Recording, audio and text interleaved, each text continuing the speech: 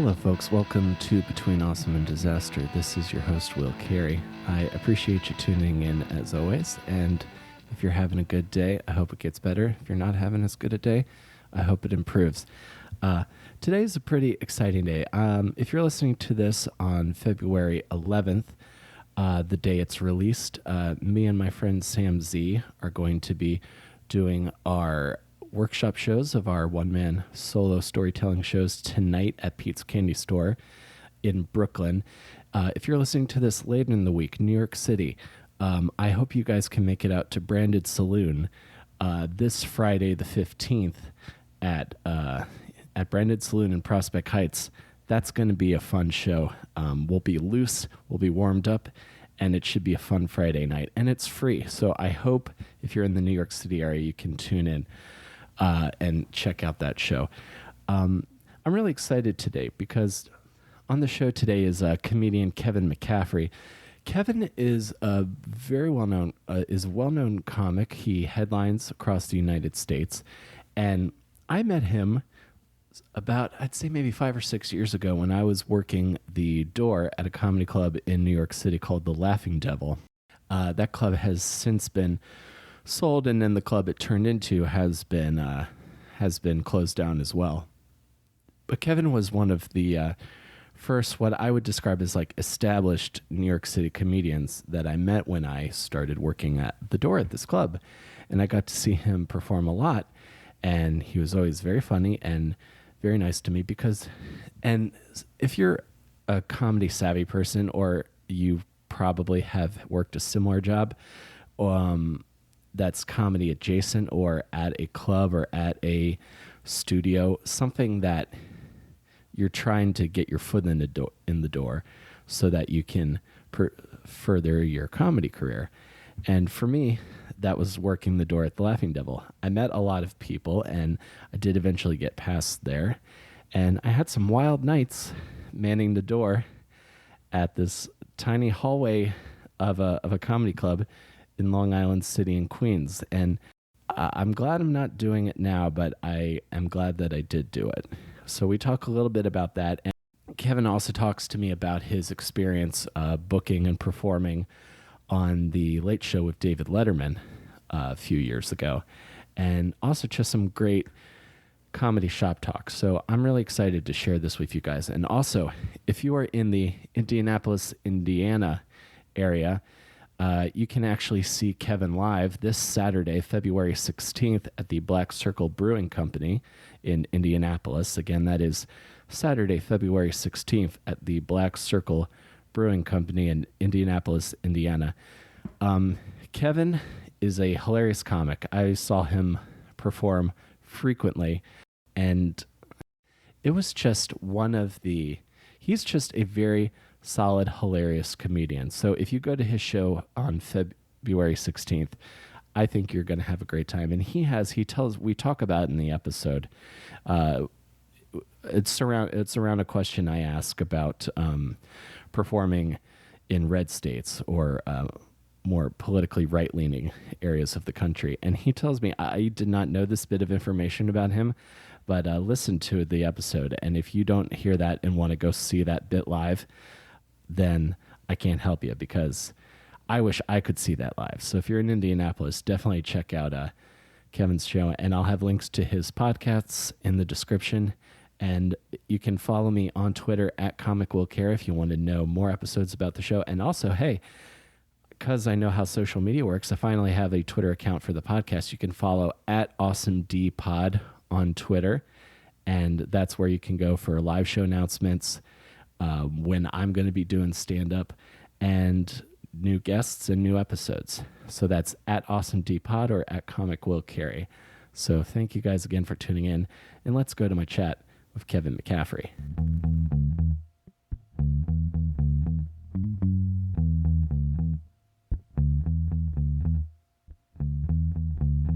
I was originally very loosely scheduled today until this thing, which I think it is supposedly maybe going to be hosted by John Cena, but it's like... Oh, really? It's like Memorial Day monster trucks doing stunts. I don't know anything about monster trucks, but... Neither do I. I remember Bigfoot. I remember Gravedigger. That's about I think those are That's still the about all I guys. got. I think those are like the big ones. Like Yeah. I'm sure there are like same way there's like hardcore comedy fans that are like, oh no, Right. you got to know like this guy, like he's never put out an album.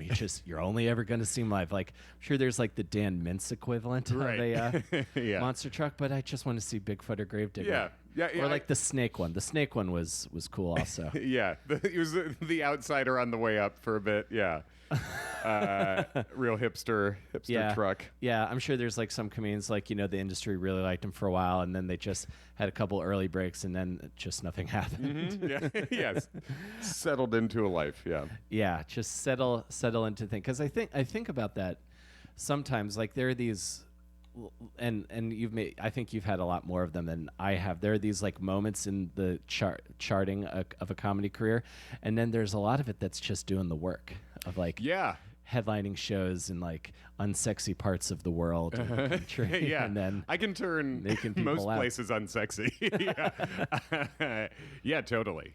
Go ahead. Yeah. So, but I'm glad that you're here because you were like one of the first like what I would consider like big comedians that when I was working the door at the Laughing Devil and I was just like, you know, basically an open micer trying to get any kind of stage time or foothold in New York and you and a few other people were like nice to me and I was That's good. and I always remember that. That's great. It's nice to better to be remembered that way than the other. That was a nice little room. It was weird. It was really unusual because I think it's dead now, right? It's no. Oh yeah, well the Laughing Devil got sold to the Stand, so Right. then it was the standing room. Yes. And now the standing room is closed. Right. And I don't think it's anything right now. Right. So it's probably going to turn into it's probably going to turn into another real estate. It is the office natural. eventually. I think that is like the natural progression of comedy venues is to go from one comedy venue to let's try that again, and then to literally nothing. Like it's a de-evolution kind of just to like actually the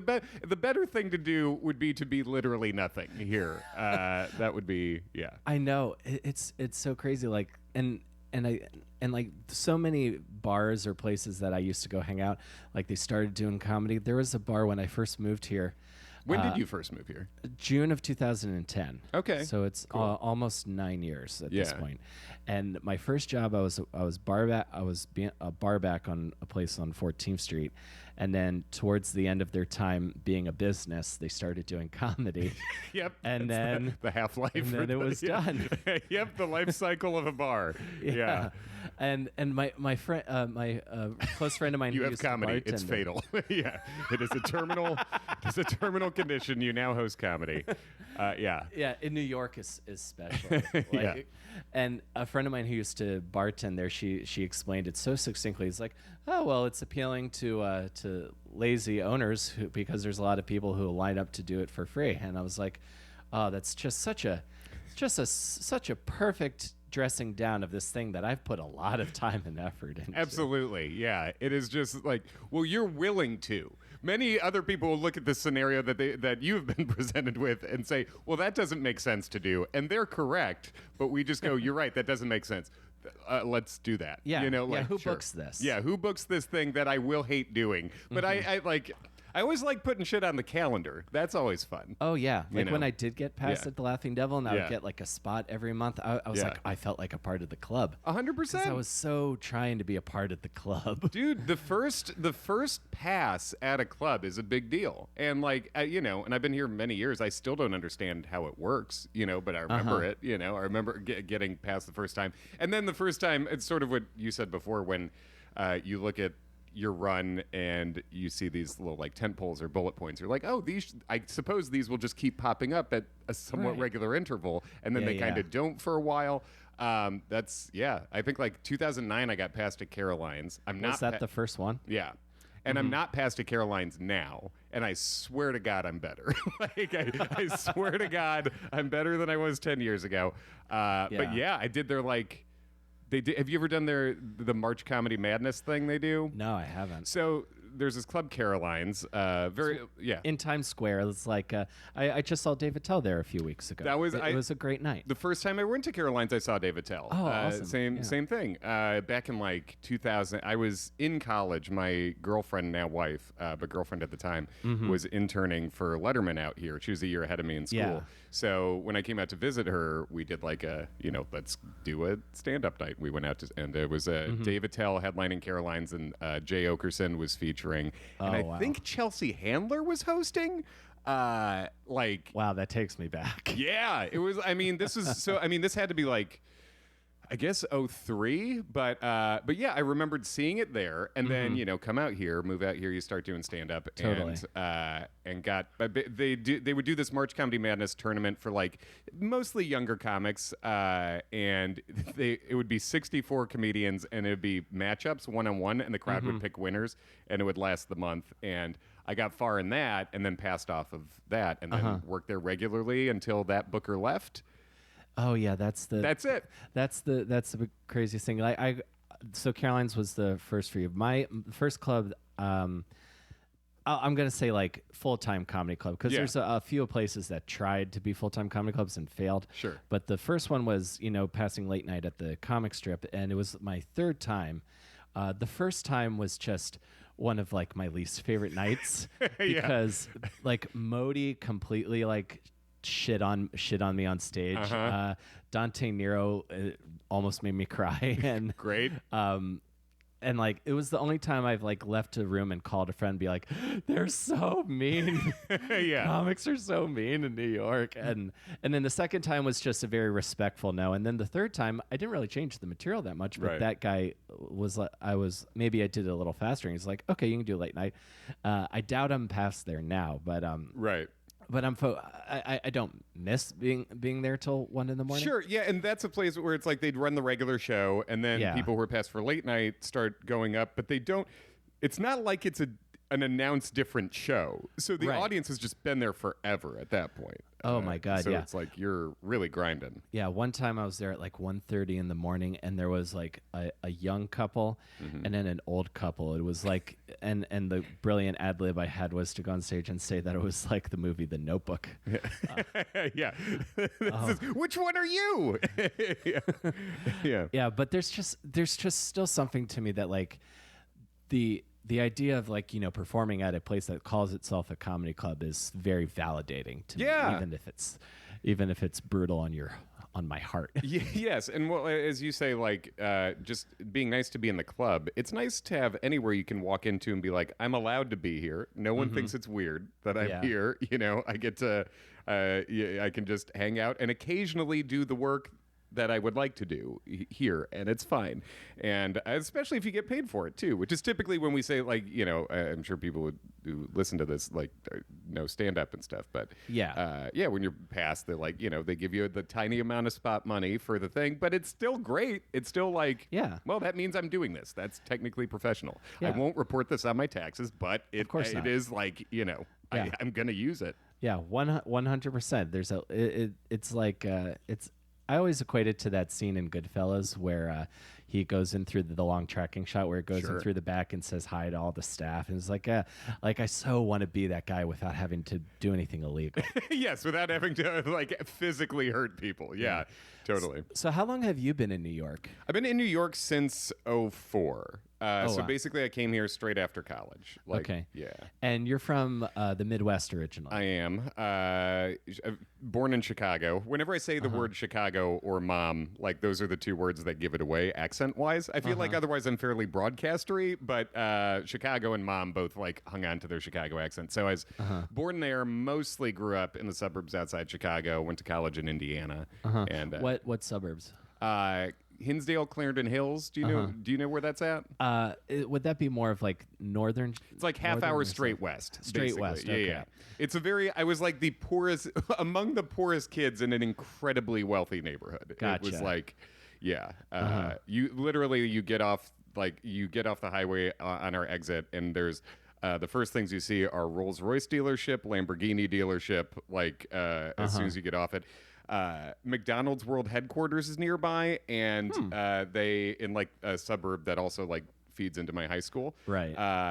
And they have a trial McDonald's in my hometown that is like genuinely fancy. They just serve McDonald's, but there's like art and like high-backed leather chairs and chandeliers and shit. It's like a parody of itself as a fancy town. It's like the Taco Bell Cantina. Yes. Taco Bell Cantina has these like high-end, like almost test kitchen Taco Bells that are just like, what are you going for? I'm only here when I'm drunk or high after midnight. There is no there is no Venn diagram of a person who would come here on purpose and be like, this is what I intended tonight to be. You know, it's like they would either be a fancy person who's disappointed or a very cheap person who's confused. Exactly. Just a prom limo that took a wrong turn. Hell yeah. So suburbs of Chicago and this is something I always think about. I'm not sure if you were going into the city a lot, but this is something I've talked about with a lot of people, is that I think a suburban existence that doesn't have a lot of stimulus is helpful for developing an imagination. I think imagination is important for the career that we're in. Yeah, hopefully. Was that what your experience in those suburbs was? Yeah, I basically did... I played sports a lot for a while, and then once that stopped, I was just super, like, not even a stand-up comedy nerd. Like, I enjoyed stand-up, but I was a huge late night TV mark as like a young kid, like weirdly really? young. Yeah. Like so. So you were like watching like who was Letterman and Conan mostly. Letterman and Conan. So you're like watching the monologue and desk pieces. Yeah, desk pieces and like remote stuff. I remember Letterman used to do a thing with the deli owner Rupert G, where he would like feed Rupert. Rupert would go out. It's sort of hidden camera thing. He'd be in public, and Letterman would just feed him what to say from a van. And I remember being like 10 and seeing that and being like, this is so funny. I can't understand how it's not like the lead story on the news, but I was like a 10-year-old recording it on my VCR every night and was super into it. And then in high school, when I stopped playing sports, basically, started doing a radio show and put a lot of time into what sports that. you were playing? You say you were playing baseball? Mainly basketball. I played them all up to a certain point in high school, but basketball's the one that, that was the main one. Yeah, I did my time playing basketball. Sure. I mostly, if you're a certain height, you got to do it at least for one season. Right. But I was also a soccer goalkeeper because it didn't require a lot of running. Sure, and you got a lot of reach. Yeah, so that's helpful. Oh, yeah, absolutely. Like you make one big save, and all the parents are like, "Oh my gosh!" And be like, getting Taco Bell after this game. Oh hell yeah! And in soccer, that's a real game changer. I've seen just on social media that you're a soccer fan. I guess there are. Yeah. I feel like there's more comedian friends of mine who are sports fans now than when I started, but there's still not it's not the default setting for most comedians. No, I think, definitely not. Well, for the longest time, I thought that you could either be a sports person or you could be a creative person. So I shut it all out. When I was a kid, I of course loved Michael Jordan, but like every kid in America did, most kids in America did. But it was watching the World Cup in 2014 that sort of with my friend Corey, was my roommate at the time and he moved away. But that's sort of I had fun doing that, and then New York City Football Club started, and they were easy to get to. So my fiance and I got season tickets, and it's just kind of like a nice fun. Yeah, It is something that I can actually turn my brain off on. Well, and that's the thing, because I am not trying to be a pro athlete. Yeah, totally. And that's why I think a lot of people like us, there are certain comedies I'll binge on Netflix or watch my own, but I don't watch any late night television anymore. It's I think as you say, it's just like a thing when it's too close to what you're doing the rest of the day. That's not how you shut your brain off. Whereas with sports, you can just this has nothing to do with me in a great way. I even found that changed the kind of stand up I was watching. I stopped kind of watching comedians that I was inspired by, one-liner kind of comics. Oh, okay, yeah. And I got really into Bill Burr and the tough guys, the tough crowd. Yeah, the dudes. Yeah, the dudes. The Greg, your Greg Giraldos, sure, or Bill Burr, yeah, or who. I'm trying to think of another example. Like again, From that crew, tough like your guys. Quinn, DePaulo were the guys on that show. Yeah. Yeah, 100%. I was like, or Dave Smith's another guy, who I don't think if he and I sat down we'd agree on anything, but Sure. he makes me laugh. Yeah, and that's the main point of this. 100%. Like this, the kind of I say tons of shit that I've thought about maybe for a second, other than like, oh, this might be funny if I say it and kind of couch Yeah. it in a bizarre way. Yeah. And did you have siblings growing up? What was your home I did. life like? Two younger siblings, and I was the oldest of three. Single mom, single mom, special ed teacher. Hence the not being very wealthy in our town. But like my mom specifically, when my parents got divorced when I was 8, moved us to that place because it had like a genuinely elite academic high school there, like public high school. Yeah. There. So yeah, she knew we moved from Long Island to Hinsdale, Illinois, basically when I was 8, and Gotcha. yeah. So it's basically me, 2 younger brothers, and I was sort of like a quasi dad, growing up with them. Right, Yeah. because if your dad's not there, you kind of, and you're the oldest, there's a certain amount of responsibility that is kind of thrust upon you. Yeah, I think responsibility, and also if you like, my personality tends towards a little control freaky. So like, I think I'm a genuinely nice guy for the most part, but also I would like to see them do well. Of course. So there's times where I'm like, let me help out here. Let me get in. Like I coached their Little League teams like when I was a teen. I was like the youngest assistant coach in the Little League by like 20 years. Yeah. But yeah, I coached their Little League teams and did a lot of that kind of stuff with them too. Gotcha. Yeah. Yeah. I could definitely say that. You are very nice. You're like one of the nicest comedians I know. Thank like, you. Genuinely, I mean that. Thank you. And I know so many comedians. Sure. And it doesn't take that much to be like, to get the nice rep that I have. It doesn't take that much. It's like, I feel like just don't go out of your way to be a dipshit. Like I am a dipshit, plenty, Sure. But yeah. When I eventually get Josh Gondelman in here, we've had to reschedule That a couple fraud. times. Yeah. Because I thought I was the nicest comedian in New York. You're bringing and it. Josh is really nice. Yes. So they have because I mean like the a good game thing he started with the Patriots in the Super Bowl. Do you know about that? Yeah, where basically he feels bad about rooting for the Patriots in a certain way. He's a genuine Patriots fan, but Yeah, I would never fault him. I would Yeah. fault someone from the Midwest who's never been to Boston who loves the Patriots. Sure. If they started like in the past 15 years. Definitely. Yeah, and then he donates money for every goal. Every time they're in Super Bowl, he donates money to the. I think it was the Trevor Project. He definitely, it might still be the Trevor Project. I know he was donating some when he did some stand-up tour. A lot of those proceeds went to the Trevor Project, which is great. Yeah. And yeah, I forget if it was that or something else. But yeah, he basically to make himself feel better about that. He, donated. It's like I haven't made it. My cousin is Mike Pence, which I talk about on stage now. Your cousin is the vice president, Mike Pence. Yeah. Wow, I did not know that. So it's a little bit of a Patriot situation where he's bad, and he's not my first cousin. He's my grandma's first cousin. But it's like it's real. I'm not. And when I talk about it on stage, one thing that like people sometimes afterwards will come up and be like, "Is that stuff about you being Pence's cousin? Is that real?" And I'm like, "What kind of sociopath would make that up? Would be like, this will make him think I'm cool." But once he got in, I'm like, well, shit. All right, Planned Parenthood. Here we go. Let's just throw some cash that way. Where it's like a thing where I think Josh goes through with the Patriots, where you're like, well, I don't control anything this piece of shit does, and I'm not rooting for him. I'm not rooting for Mike Pence's team. Right. But it was a thing that still made me feel like I have to put some good out here to counteract. 100%. That made me just think of something I want to ask you, just to go out of chronology a little bit, because you headline pretty frequently. Yes. Yeah. What is I'm curious how much of your act is political right now, and what have you found if doing political jokes or political material in areas that might be more Trump supporting or like right leaning? Sure. What I try to do, I don't know, headline and site, you're doing like 45 to an hour, depending where you are.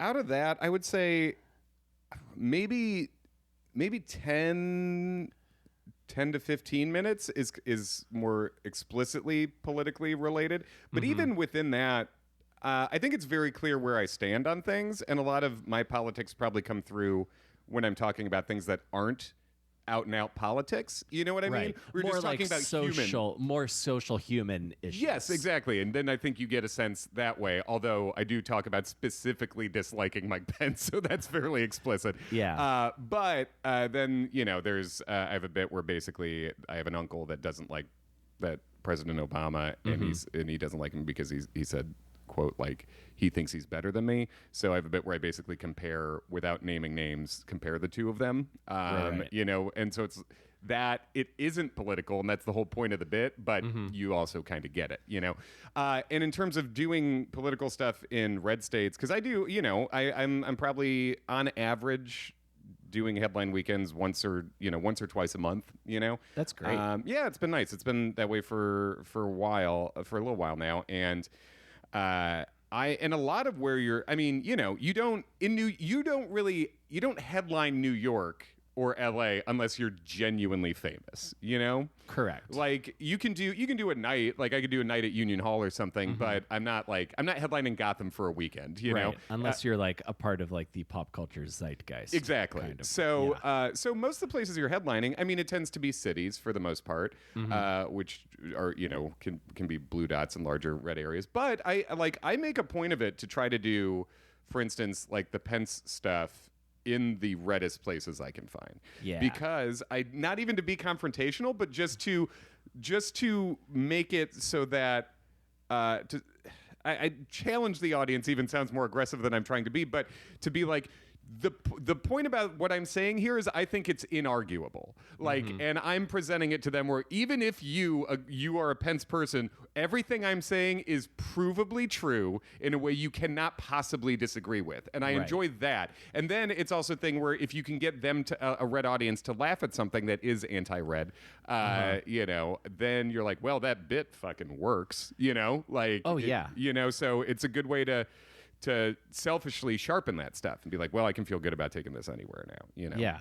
And that's like that that's almost like really being a comedian. Like I have a lot of like very like far left leaning friends who just love to scream about whatever dumb thing Trump says or Pence does or whatever policy, and the like 100 likes on Facebook circle jerk. Sure. And that's too easy. Well, to me. Yeah, well, the fun part is the getting the laugh part about it. There's other things you can do that are serious, like trying to affect policy and get voters out and stuff that are things that, affect that in a more direct way, but the whatever skill set I'm equipped with, really the unfortunate limit of the upside is getting a laugh out of it and hopefully coming from a good place, I guess. Yeah. But yeah, you don't strike me as anyone who would be like, like Gigi Allening your opinions onto the audience, which but yeah. And again, and it's coming from like such a weirdly unusual and personal place where it's both personal and political. I can imagine no one else is even broaching that specific of a take on it. Yeah, and I think that helps sort of couch it in a way that's less harder for even people who hate what I'm saying to disagree with. Also, a thing that I'll do is I tend to, that chunk I'm doing, I mean, in New York, I'll do it. Anywhere I'm doing a shorter set, I'll do it whenever in the set because it's a shorter thing. But if I am doing a longer set, that's not happening until we're 30 minutes in. Yeah. So you already like me. You already think I'm funny at this point, or you don't. But like you likely kind of do. And then at that point, if you hate this one specific thing, it's like, well, we had the control group before. You think I'm at least a certain level of funny. So if you hate this, that's kind of you. That's kind of you being. It's kind of on. That's sort of like maybe you need to re-examine. Yeah, yourself, and I have kinda. explicitly like said that, to people if they've tried to make a big deal out of it, which is rare. It's a thing where there just isn't as much heckling in the world as pop culture makes people think. I was talking about this recently. Yeah, like every TV show about stand-up makes it seem like there are people that just say you suck. Yes. And that I very rarely encounter that. Most of the time, it's someone who's drunk and wants attention. Yes. Or sometimes in New York, it's someone who thinks they have a good tag. It's a lot of shouting out another thought for the thing, or trying to finish the thing when you're letting a pause sit there when they're trying to Mad Lib it and like guess the end. That's mostly what it is. It's like, as someone who has certainly sucked, I've never had, in like 2,000 shows or close to it at this point, like I've never had someone go, "You suck." Like that is not a heckle thing that like I see in the wild for other people either. You know, it's just, but you watch movies and TV and they make it seem like that's every night. Yeah, it's like shooting star, very rare and very quick. You said when you were younger you were a stand-up nerd, and then you had a radio show. That makes so much sense because I haven't heard your voice in a while. Yeah. And like just listening to you talk, I was like, he should be on the radio. Yeah, I thank you. Or announcing like at I don't know if you're Cubs or Sox. I'm a Cubs guy. Yeah. Okay, so Wrigley. Yeah. Yes. Oh, I got it right. I don't know baseball very well. Yeah. So what was your radio show? When did you do that? I did that junior and senior year of high school. And it was basically just like a talk. Mostly, I mean, we played music too, but it was talk comedy. You know, I would write and pre-produce some sketches using my tape deck at home and like a little, crappy mic that we got. But yeah, it was me and my best friend from basically grade school through, he was my best friend from grade school through the end of high school, and we both like played basketball a lot for a long time. He was an incredible athlete, and we both stopped around the same time. He's hilarious, and so we just did basically a comedy talk show that was. I don't even know what hosts or like what show to compare it to as a format, because there were these guys in Chicago, but that would do shows like that. It wasn't quite stern. It was probably about that much talk, but we would, but yeah, just sketches and actually playing yourself and talking about stuff, and I loved it. You know? Yeah. Yeah, so almost like not quite your morning drive time kind of show, but just like to not as sexy as a we had no strippers in there. Yeah, we had but yeah, a more like slightly comedy nerdish version of that. And what were like your stand-up favorites at that time? I think always. 'Cause I think you're a little older than me. So. Oh yeah, I am. I'm 36. Dave Attell was always. From pretty early on was my favorite, and that's one where it's just like, oh, I got it right. It's nice to look back and be like, I had actually said there was some good taste in there when I was a kid. Because he's the best, and I remember Attell very early.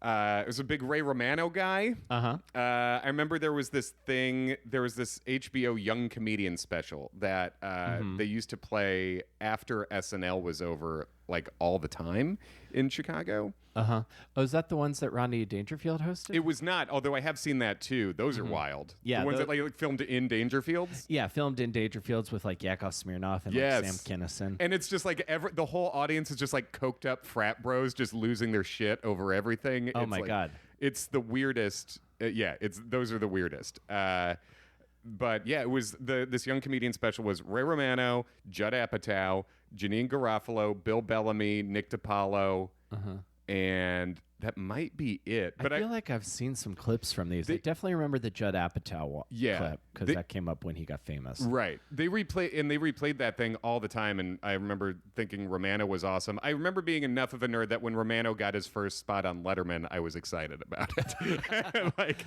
Nice. Which was that's some serious comedy nerd. Oh cred. Yeah, like '94. Yeah. So I remember being very excited about. That's like the equivalent of like. Me and some of my friends like big John Mulaney fans, and we're like, he got a show, and then we were like, why did this happen? This isn't working out the way we wanted it to for him. Yeah, I'm sure he would say ditto. Yeah. And so when you were doing the radio show, did you think you were going to be a stand-up, or did you think you were going to be in broadcasting? I thought I sort of knew I would do stand-up, but not really. I knew I would do stand-up mainly because I saw what I wanted to do, which was kind of like get a show, and I knew that those people did stand-up.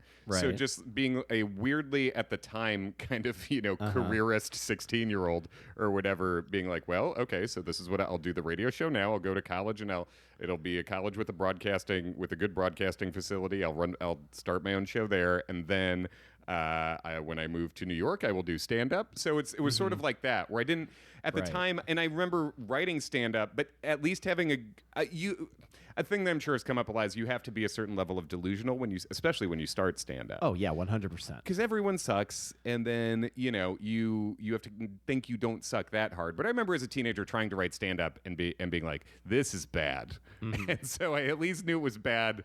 I was right, but then when I got out here, it was less bad, and then I actually started trying it, I guess.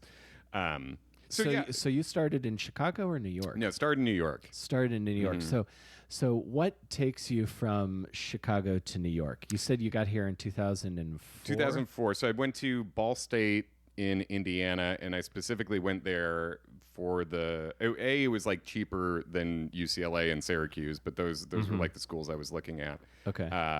And like the ones that are like with top level broadcast schools. Right. And Ball State was the only one that told me when I went there, they had like multiple TV studios just open, and no one was doing anything in them for the most part when I was walking around taking the tour. And Ball State was the only one where I was like, could I start my own show freshman year? Ball State was the only one that said yeah.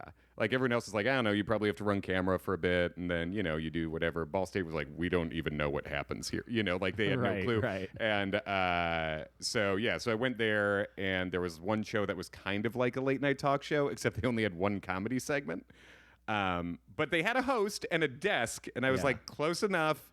And I asked if they had a host, and they didn't yet. And then so I was like, all right, cool. And I just so I auditioned for that, got the host gig, and then took that over and made it a full comedy show. And then that's like where I met my wife. She was already on that show. And then that little college show ended up being sort of like a funnel to New York TV comedy shows. Like my wife Jamie ended up getting in at Letterman, and then the next semester guy got in at the Daily Show, and he's still there. Oh wow! And then I got in. I got a Letterman internship after that, and there was like there was a couple years in a row where we just that little college show just pumped people out. Wow, just pumping things. People into New York TV. Wow. Yeah, that's the kind of story that I imagine someone's going to hear this and is going to be like, "That's what I'll do." Yeah, and then if you're me, you'll feel like a real first round draft pick when you're like 22, and then you just fucking bust for like a while, and then just like, oh man, I should have been doing better. Right. Yeah. So let's hope that I'm not the Ryan Leaf of comedy. Yeah, I kind of might still be, but yeah. Oh well, I feel you. I had my first couple years starting in Baltimore, I was like crushing all of the new talent nights. Hell yeah. At the comedy clubs, and then I do my first weekend hosting, and I sucked really so bad. What would you? Because I had no hosting skills. It's a different thing. I could go up there and I could tell absurd one-liners and kind of deadpan it when I first started. Now that I've been in it, I guess this is my 11th year now. It's probably 12th. It'll be 12th.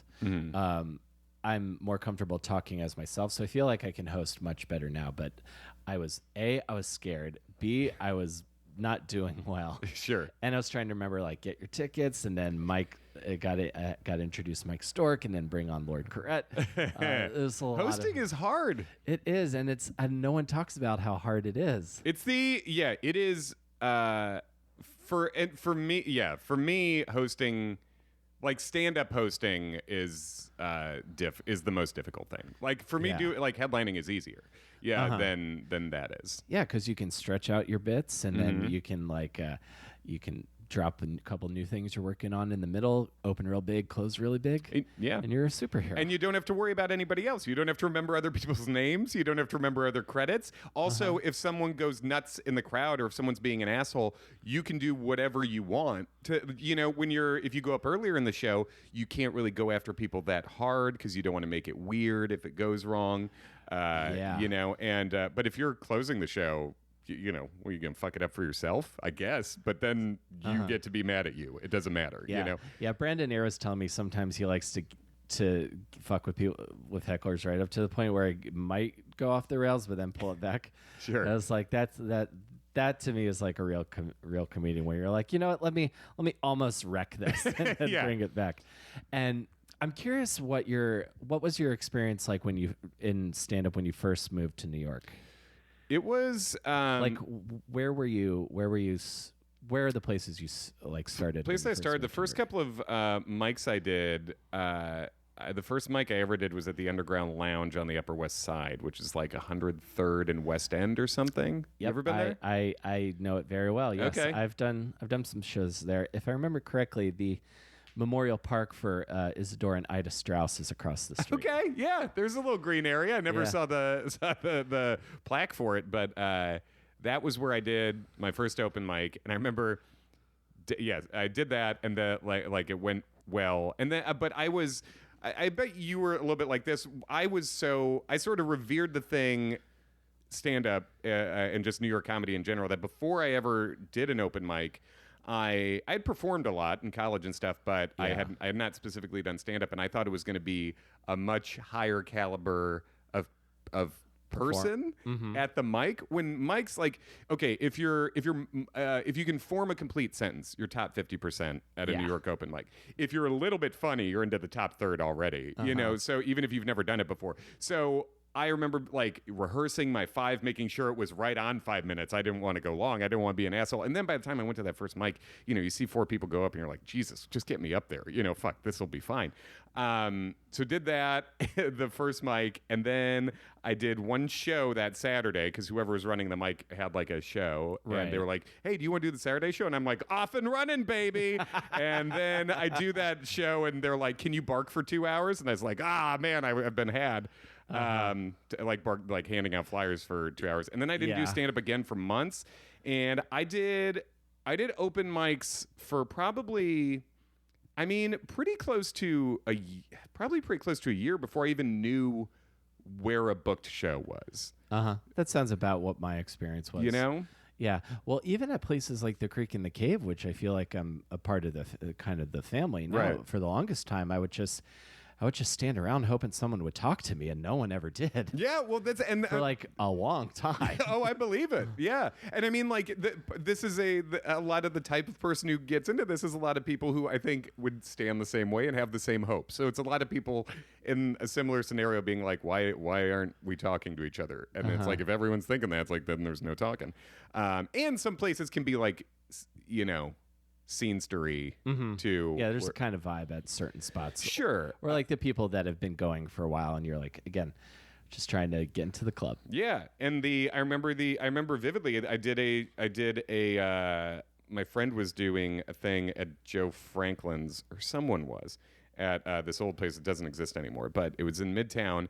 And it was a shitty show, but it was an actual show. Right. And I went on, and then after me was, like, Mike Lawrence went up right after me. And as I came off, he was like, good set, man. And I was like, oh, thanks. And he was like, you shouldn't be here.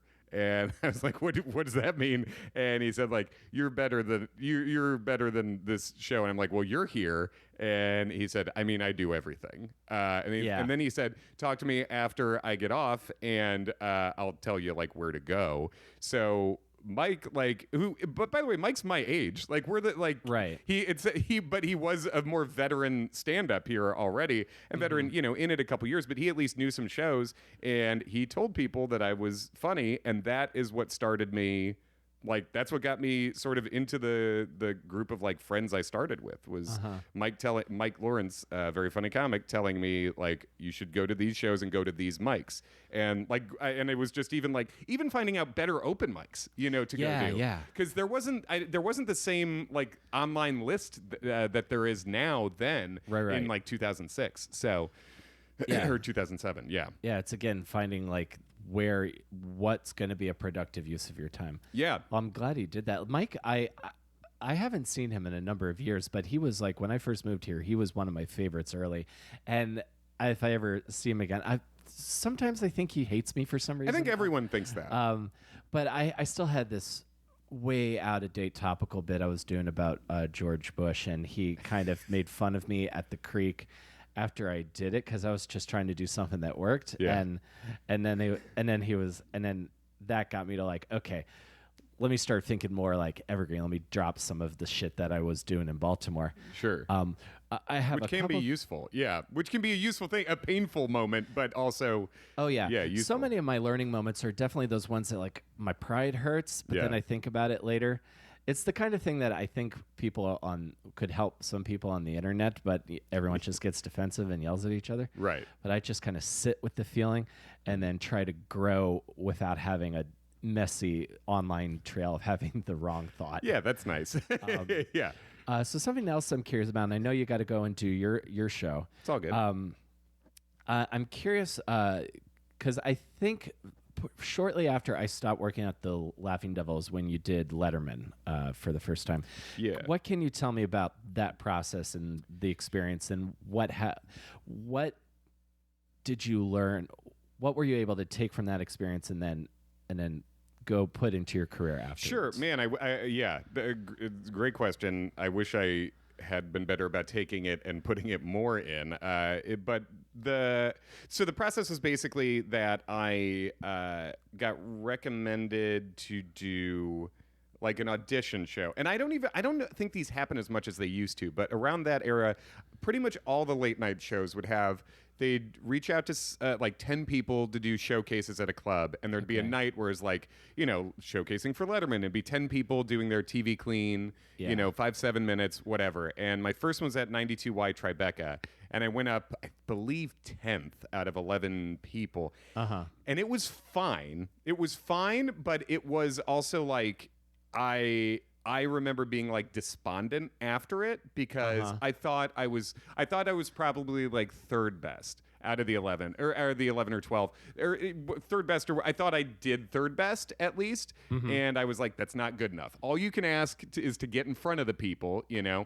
And so what they did was they transcribed word for word, including the ums and the likes. They transcribed it, sent it back to you, and then they put in bold what they would approve for the show. And if they didn't put it in bold, then they mean like cut that. So it was maybe 8 or 9 months later, I got to showcase again, and they were like, so do the stuff we liked and then add a couple more minutes. Yeah. And then they approved it and then wanted me to switch the closer for the thing before it, and were like, put this on tape and send it back to us. And then I did that, and then I didn't hear for a month. And then when I did get a call, it was like, hey, are you free November 26th? I was like, yeah. And they're like, okay, well, think of what song you want Paul to play you out with. And I was like, what? Okay. And it just like, so after like a really long process, it just happened like that. And it was kind of great because like I interned at Letterman and years ago, and I have a lot of good friends who started there around the time I interned and was a page, and who then just like worked in TV production. So it was a really nice homecoming to get to go back, and like I'm greeted and brought to the green room by my friend Megan, who was at my wedding, and like and the staffers like put an extra bottle of champagne in my green room that isn't usually there. So it was really nice to have everyone there was psyched about it. To see someone like who they knew come back and get to own the show for like 7 minutes. Yeah, and especially if you grew up watching the show, it's got to be amazing. It was a very specific dream that I wanted, where it was like, I want that show to be mine for 5 minutes. And I remember watching your set. It was a great set. And thanks, I remember man. him coming up to you and saying, "Oh, you used to work here. Yeah, I think I remember you." That's got to be just like flying on cloud 9. Oh yeah, and they specifically said he won't talk to you after this. So when he did, I was sort of like caught off guard and didn't know what to say. Yeah. And it was nice because I ended up getting a laugh accidentally at the end, because he said like, "Looks like things are going great for you." And I was just being completely honest, but I said, "Yeah, now." And it got a huge pop, and then he just pointed at me, and and then that was it.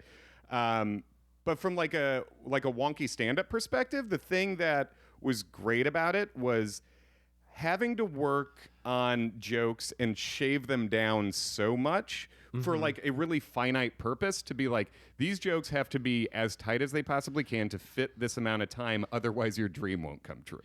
you know? Right. And I should do a better job about treating all my shit like that. I haven't really. But that was like a really good lesson to really sit and focus. And with jokes that kill and you think they're done, they're not done yet, you know? Right. Yeah. Just kind of digging like even deeper, like, what's funny or what's unnecessary. Yeah, and because I tend to be a relatively kind of storytelling, but a lot of what I say is stuff that actually happened to me, and Right. and I'm a person who plays myself on stage. So sometimes it'll just come out fairly naturally the first time, and it does well, and I'm like, well, that's that, and it's like, no, it isn't. It shouldn't be. You can make that better, and that going through like the process of getting a late night set together was a good reminder of how I should be doing stuff more than I am. Probably. Yeah. And then after you do this set, because I'm savvy enough to know that once you perform stand-up TV, your career is not set for life. Yeah, it is certainly not. But did you find, like, does doing TV get you to the point where you can headline, or is there a few more steps before that happens? It's weird because every club is it sounds trite, but every club is different in a way that most jobs aren't. Like every club is an individually owned business by someone else who has different opinions about comedy, and unless you are in with the Improv or the Funny Bone chain, every club you're headlining is a different dude, usually dude, sometimes lady. So there were I think it did help me headline a few more clubs, but the main difference for me, because I was headlining some clubs before that already, because I and still when people come out to see me on purpose, it's usually because I did this true TV show for a long time. Yes. So that's like how they know me, and I'm still like on TV a lot from that, and even though I'm most proud about the Letterman thing. So really, there were a few. It's a little easier to reach out. It's really like a varsity letter, Right. where people are just like, and more so with other comics, where if a comic doesn't know you, but then they find out you did Letterman or Conan or any of these, I think people are like, oh, so you're real in some sense, Yeah.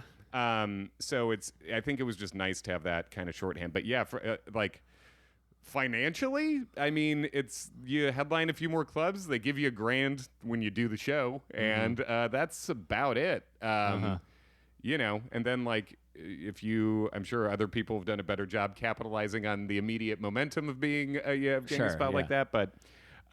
If there's a right way to do that, I do not know. Well, my goal now, like I used to, when I first got here, like if I could, when I thought about trying to perform on TV, I still haven't, but I'm going to say yet because I'm an optimist. Hell yeah. I used to think, oh well, I could probably do spots at Stand Up New York if I do Conan or Letterman, but now I'm starting to think, maybe if I do Colbert, I could do my friend's bar shows. Dude, there are bar shows that won't get back to me and wouldn't get back to me immediately after I mean, there are most clubs I'm not past at this moment, and that comes and goes with bookers and stuff. But yeah, I really thought once I did Letterman, once I did well on Letterman, then I could do pretty much all the bar shows here, and that is not the case. Well, I'm at the point where I'm not famous enough to do my friends' shows. Like sure, people who I consider who I've discussed, like, oh, this is how I proposed to my girlfriend, and then how did your fiance propose to you? No, not famous. Yeah, maybe once a year, maybe. Yeah. But what I think is important is you're now at a point, and this will be the bow I'm tying. I think you're now at the point, and I thought this when I was just the door guy wearing the LIC T-shirt in the hallway of comedy at the Laughing Devil. Yeah. I thought not only did I watch you perform a lot and watch you do well a lot, but I look at you now and you're in this like rarefied air with all these comedians that I first met when I moved here and respect, and who are doing well, and you are doing these headlining weekends, which is, I think, ultimately the dream. TV can come and go. You can have a hot year, but like actually doing the work and getting paid to do stand-up is what I think everyone ultimately wants to do. That's in my shoes. Yeah, the making it is getting to do it, right? And it's like, I think that's the main thing, where the main level of making it is getting to do this and have that be the job. Like for me, as long as that's happening, then I feel like, all right, I'm okay. You know, and yeah, it has been nice. It's been nice enough, you know, for a while now, and yeah, thanks, man, for saying so. Yeah, I mean it, man. Thank you very much, and I really appreciate you taking the time to talk to the door guy again. Hell yeah, dude. You know, I mean, you were a comic then too. Yeah. You know, it's like you were doing. I also talked to door guys. You know, but it's like, yeah, you know, so many. At comedy clubs, the doorman is often a comic, you know, and it's like comics do things that aren't comedy because you're not paid for this a lot, you know. Right. I'm writing a TV show about monster trucks right now, or writing on one. That is not necessarily my dream, but it's like, this is, you know, we're all doing something else. You're going to send me a link to that when it airs, right? Yeah, because if I can find out. So interested in this. If I can find out where it's on, I will holler at you. Excellent. Yeah. Thank you so much, man. What are your podcasts? Just follow me at Kevin McCaffrey on Twitter, and I do a baseball podcast with another comedian called Away Games. It's about the Chicago Cubs. Very niche, but if you like the Cubs and comedy, that for sure, listen to that. And then my very funny comedy writer, TV writer friend John Daly and we've never seen Sex and the City. We're watching it from the first episode all the way through. It's called Sex and the City. It's just two married dudes watching Sex and the City for the first time 20 years later. Sex and the City. It's so check that out. Awesome. Thank you so much, Kevin. Thanks, I really dude. Appreciate it. Yeah.